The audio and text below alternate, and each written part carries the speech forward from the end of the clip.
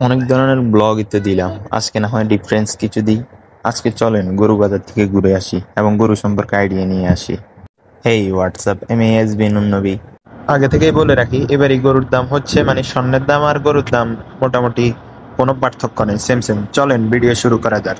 আর আজকে ফাইনালি গরু বাজারে মানে একবারে বন্দোবস্ত করে নিয়েছে, আজকে গরু কিনে নিয়েই আসবো। কারণ এবছরের গরুর যে দাম, সে দামে গরু আর গরুর রসি কিনা সেম কথা। তো আমরা আমাদের এখানে সবচেয়ে বড় বাজার আমাদের এদিকের, ওই বাজারে আসলাম গরু কিনতে। গরু বাজারে এসে দেখি গরু থেকেও মানুষ বেশি। মানে একটা গরু কিনতে 4-5 জন লোক এমনিতেই আসে, এটা তো আমি সিম্পলি বললাম, তার থেকে আরো বেশি আসে।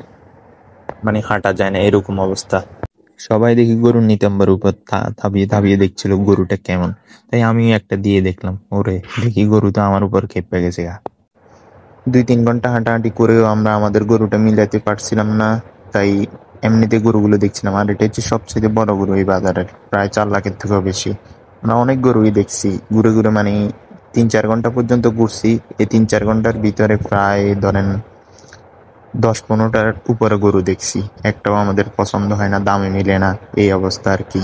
তাও গরু বাজারের ভিড়ে দিয়ে দিয়ে গরুর গুঁতে খেতে খেতে প্রায় অনেকটাই, অবশেষে আমরা আমাদের গরুটা মিলাইতে পারছি, তাও অনেক কষ্টে। আমরা এটাকে দাম দর করে আমরা নিয়ে চলে আসতেছি। আসার সময় তো কয়েকটা অ্যাক্সিডেন্ট হতে লাগছিল, তাও হয় নাই, আল্লাহ বাঁচাইছে আমাদেরকে। আমাদের গরুটা মানে খুবই শান্তশিষ্ট, আবার খুবই জাউরা টাইপের এরকম আর কি। তো আজকের ব্লগটি এই পর্যন্তই। সবাই সুস্থ থাকবেন, ভালো থাকবেন, আল্লাহ হাফেজ, বাই বাই।